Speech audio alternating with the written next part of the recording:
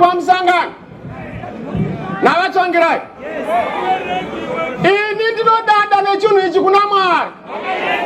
Ndipeiwo nguva yekutenda Mwari vari kumusoro kudenga. Pavatungamiriri venyika ino ndakapuwa chidhindo navatsvangirai, ndo vakasiya vandinongedza kuti famba nendima vedu nditenderewo vatsvangirai neMwari kudenga.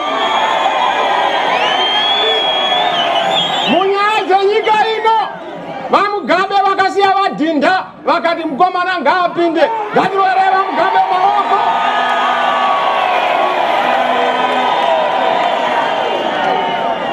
Umwe mugomba wangu wekumhiru akaita chokutonobvuta kuna vamugabe. Vamugabe vakafa nechigumbu, asi vakafa mwoyo wavo wati chena kuti mbembe, vanzi mukomana ngaapinde.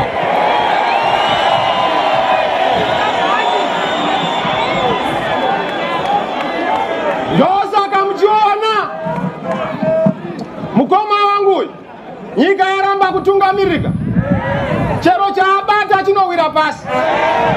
Ndava hana kupuwa zodzo rakapuwa mukomana. Ndinotenda Mwari vari kumusoro kudenga, makandipa basa iri rokutenda.